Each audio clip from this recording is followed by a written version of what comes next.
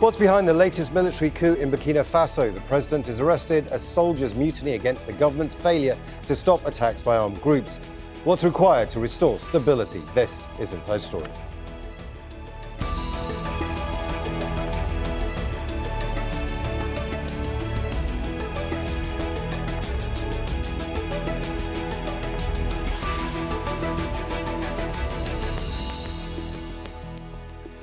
Hello and welcome to the programme. I'm Imran Khan. It's the African country where military coups happen all too often.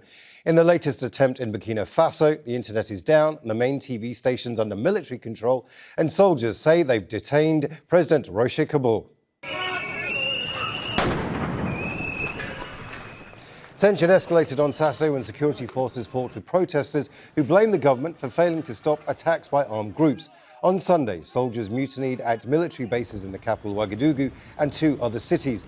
The leaders of the revolt made 6 demands, including the replacement of military commanders and better equipment to fight armed groups. Some protesters showed their support in street demonstrations. The defence minister went on TV to deny a coup attempt, and the government imposed a curfew. Nicholas Hack is monitoring developments for us from Dakar in Senegal. There are celebrations in the capital, Ouagadougou, and across the country. Many saying that President Roch Kabore had it coming. He was seen as weak and inefficient in the face of growing attacks from armed groups linked to ISIL and Al Qaeda. And the tipping point happened in November, where security forces, almost 50 of them, died in the region of Inata. And there was public outcry when it turned out that not only were they ill-equipped, but they had gone weeks without receiving their food rations. President Roch Kabore was seen as a president that was not equipping the soldiers sent on the front line without their food rations. And so there were protests across Burkina Faso, and those protests were clamped down. President Roch Kabore made a series of measures, dismissing his government several times, most recently dismissing several senior officers. Some of them were arrested, allegedly plotting a coup against him. And so it seems now that the military, are now in charge of Burkina Faso. This may be a step back for democracy in a region that has seen 3 coups, one in Guinea, the other in Mali, and now in Burkina Faso. But for many in the country, it's seen as a step forward for better security. More than 1.5 million people have been displaced, and over 2,000 people have been killed in a country on the verge of chaos, despite the support of French forces that are on the ground. Nicholas Hack, Al Jazeera for Inside Story. We'll introduce our panel in just a moment, but first let's take a quick look at how we got here. Now, as Nicholas Hack mentioned, attacks linked to ISIL and Al Qaeda have killed thousands and displaced around 1.5 million people. The military has been suffering losses since the violence began in 2016. Last December, more than 50 security forces were killed in the north. The continued killing of civilians triggered demonstrations against the government. Military leaders also complained about a lack of equipment and training. In October, President Roch Kabore replaced the chiefs of the army and the air force to quell discontent within the military. And earlier this month, a dozen soldiers were arrested on suspicion of conspiring against the government.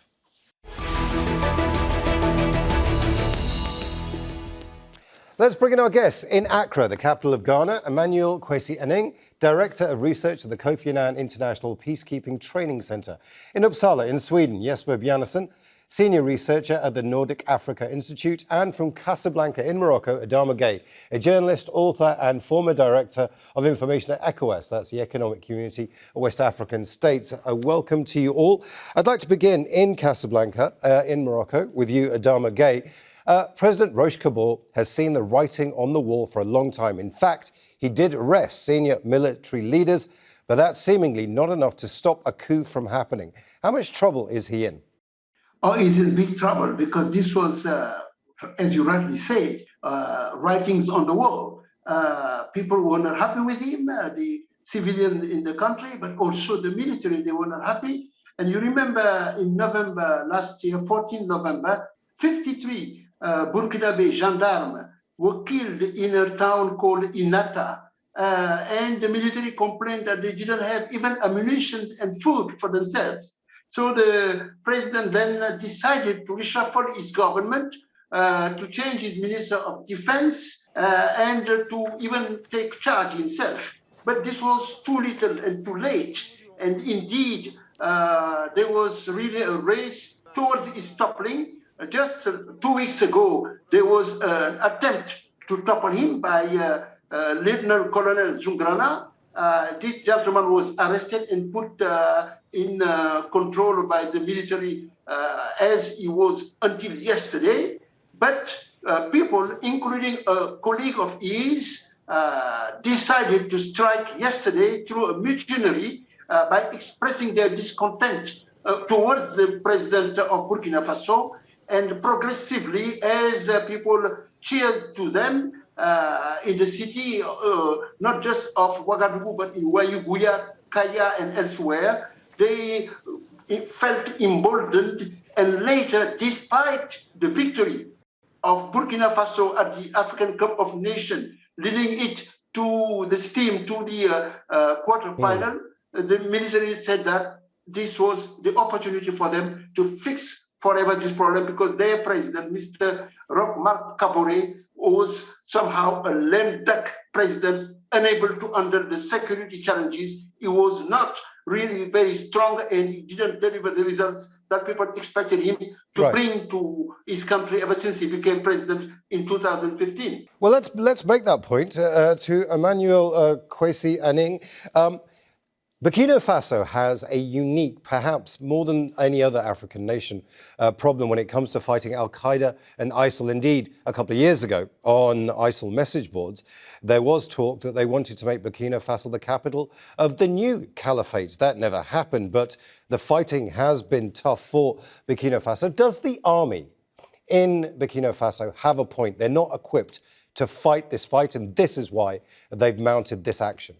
Well, I mean, I think the army does have a point, but it's not just about the lack of appropriate and adequate logistics. It's also about the doctrine. It's about the leadership. It's about the nature of the messaging and understanding of the enemy that they are trying to resist.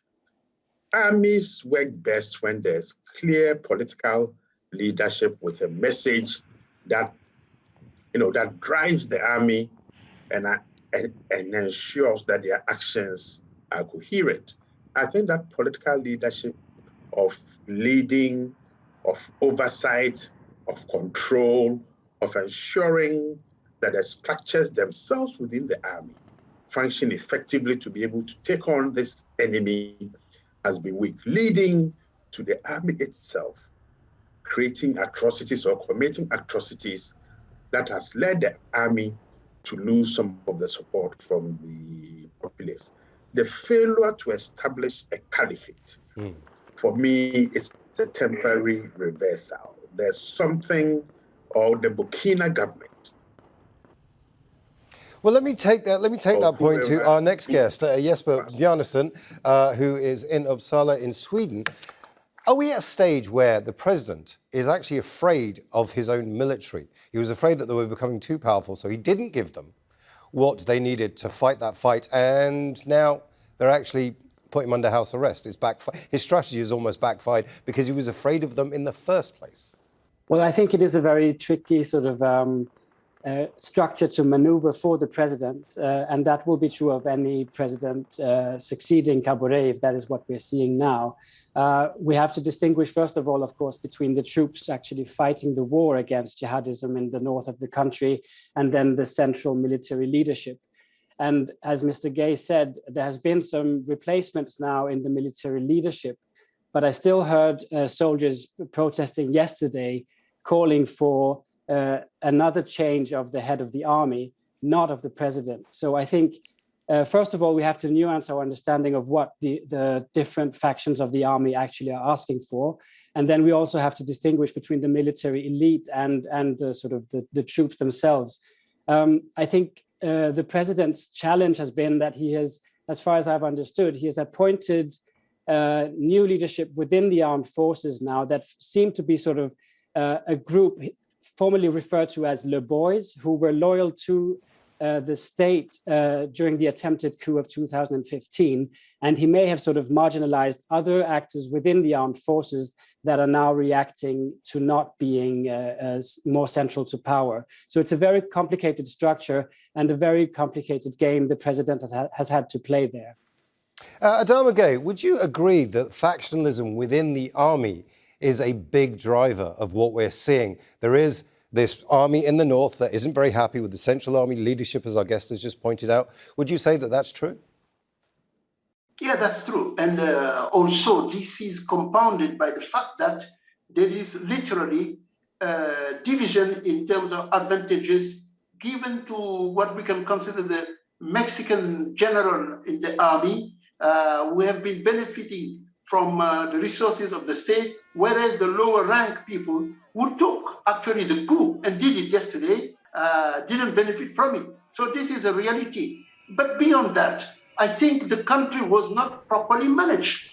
Before Mr. Kabore came to power for almost 27 years, after the demise of Thomas Sankara in October 1987, his killing by the people surrounding the former President Blaise Compaoré, the country for 27 years, somehow, with compromises, deals made with the jihadists and terrorist forces by Mr. Compaoré, the previous president, they managed to literally stabilize and put away Burkina Faso from the countries that were affected by this plague of jihadism and terrorism. But now, what has happened ever since Mr. Roch Kabore, by the way, who is a former really powerful person within the Compaoré regime, but who managed to change gear and become a reinvented democrat, ever since he came, the problems have been multiplying. You have 1.5 million Burkinabe people who live as displaced people within the country. You have famine in the country. You have economic difficulties, and the military is disgruntled. All these things have compounded the problem and made it untenable from Mr. Roch Kabore. I know personally Mr. Kabore for many years. He's a gentleman, but he's not the type of leader, strong leader that Mr. Gentleman from Accra said, who can devise a clear policy that the military would follow. He was really playing tricks to make sure that anybody who is empowered in the military will be loyal to him, when we know that most of the military, they were somehow groomed under the previous president, Mr. Compaoré. ECOWAS have just come out with some statements, quite crucial statements, actually. They're describing it as an attempted coup. They've also said that the army is responsible for the physical integrity of Roch Kabore himself. And ECOWAS have also said that they want to see rapid change in the situation. Is anybody going to be listening to ECOWAS, Emmanuel, Kwesi, Aning? Well, I mean, this sounds very much like a repetition of the same statements with respect to Mali, with respect to Guinea, and now Burkina Faso. I think the primary element here are the democratic reversals, the inability of those who govern to really have a handle on the multiplicity of problems that their country has. And for ECOWAS to play that intervening mediatory role of nudging its leaders towards a more inclusive, open, dialogic form of governance. So there wouldn't be much listening because, look, the demographics on the sub-region have changed.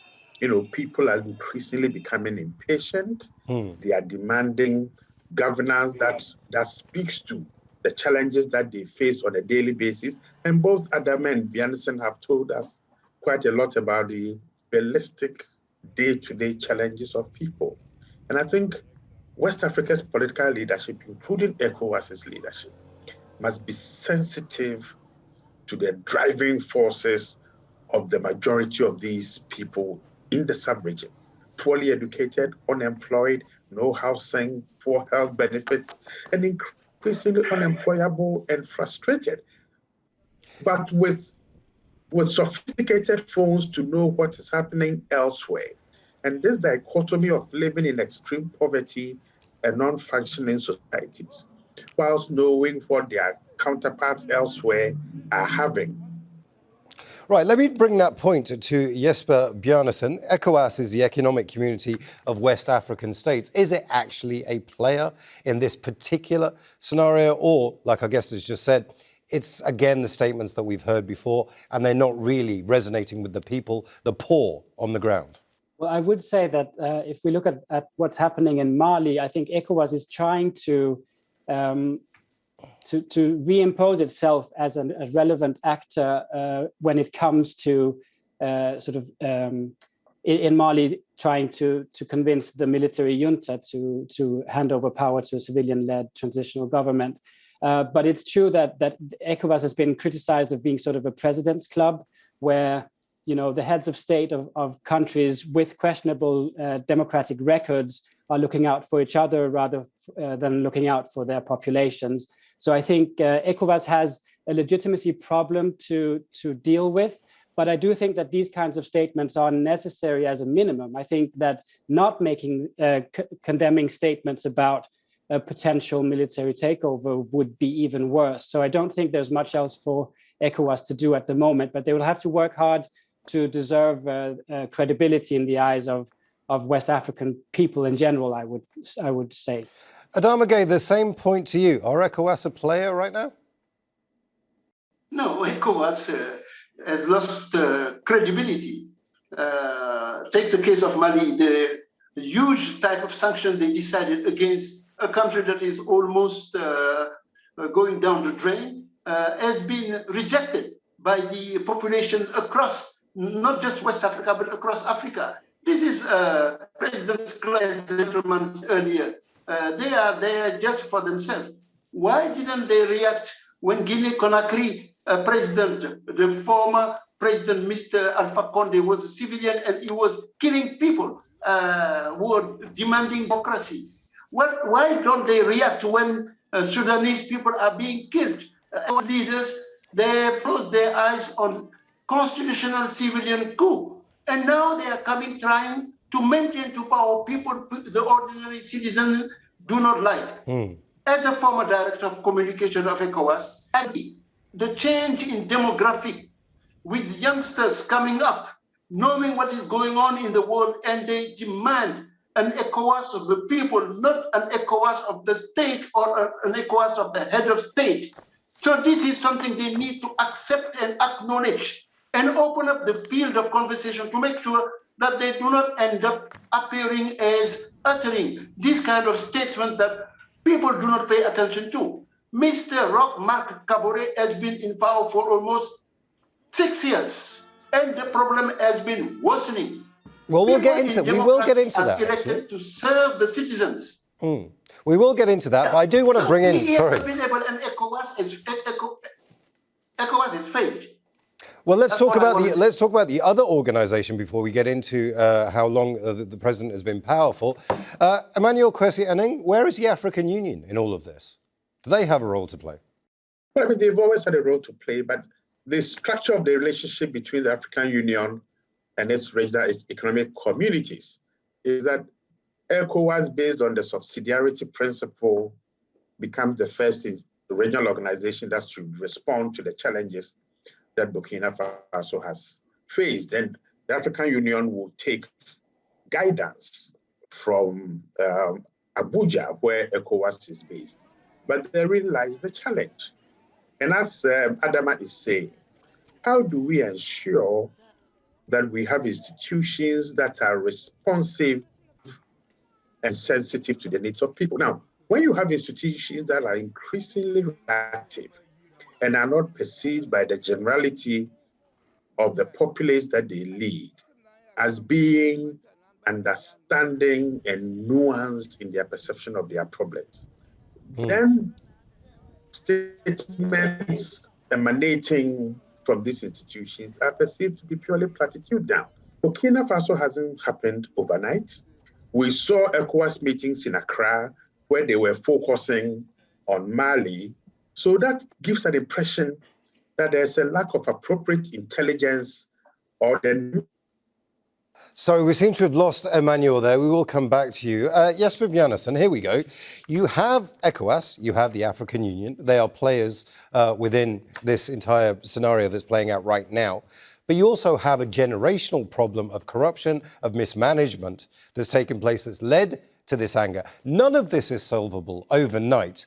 So literally the future for Burkina Faso in the next few months will be a military, almost failed state, surely. Well, let's hope for the best, I would say. Let's first see what happens in these coming days. As far as I know, it hasn't really been confirmed that this is a complete military takeover. I would look back to the popular uprising of 2014 and say that even before the regional jihadist terrorism became such an imposing problem on Burkina Faso, the country was facing a very steep transition from the 27-year rule of Blaise Compaoré into a more democratic state. And that challenge was then compounded by the growing threat of and menace of the jihadist terrorism. So already at that time when Mr. Kabore came into power, that was a very steep challenge to face. And I think he's been fairly realistic in the promises he's made to some extent, but of course, any head of state would struggle to keep promises under those conditions. So what he has failed at dramatically is, of course, communicating the extent to which those promises were just not possible to keep. The question of whether we're heading towards a military state now, I think we should be very careful about normalizing military rule in the region. I think that's the first key point there. And I think it's up to all these different actors, regional, continental, and international, to keep pressure on any military actor stepping forward and claiming leadership now. I think it's important that we find a way back to civilian rule if this is indeed a military takeover. Adama Gaye, our guest, has just said we should not normalize military coups, but there is a scenario, maybe, that this might be a good thing because of the jihadist terrorism, the jihadist armed groups that they face in the north of the country. Maybe this is what's needed to defeat those groups. And clearly that's an international objective. It doesn't have anything to do with the people of Burkina Faso and helping them, but it is an international objective. Is there a response here that is actually good? Yeah, there is a global recession of democracy in the world. The Summit on Democracy organized recently by President Biden in America was a failure.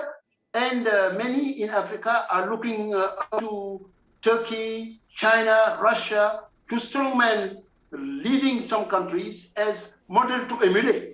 Now, you have also to take into account the history of Burkina Faso. This is not the first time the military come into the political fray. I remember General Lansana Lamizana Sangoulé. He was a military in the 70s. Afterward, there was another military. And then in the 80s, there was Thomas Sankara, who came to power in 1983-84. And then Blaise Compaoré was also a military. So this is not something new in the history of Burkina Faso. The problem is, you can't call countries to demand for civilian rule to be in place when those civilian rule, once they come to power, they entrench themselves and only privatize the resources of their countries and act for their sole interest, not for the common good. And This is the problem. Because I remember I was in Algiers in June 1999 when the then OAU, the predecessor of African Union, decided to ensure that the military leave the management of the countries to allow the civilian. But it was against a deal that the civilian would deliver on good governance, that they would ensure the physical integrity of the countries, and they would promote good governance of their resources and democracy. This is not happening, and the deal is failing, and don't be surprised that more military prompted by African youngsters and other African public opinion makers, influencers, will enter into the political fray because, like the other gentleman said, the African Union and other African organizations, they are absent out of the scene, and the United Nations organization do not seem to understand the challenges brewing within West Africa at the moment, and within Africa in general, to say the least. Well, thank you very much to all our guests, Emmanuel, Kwesi, Jesper, Bjarnesen and Adama, Gaye. And thank you too for watching. You can see the programme again anytime by visiting our website, aljazeera.com. And for further discussion, go to our Facebook page. That's facebook.com/AJ Inside Story. And you can also join the conversation on Twitter. Our handle is @AJ Inside Story. From me, Imran Khan, and the whole team here in Doha, bye for now.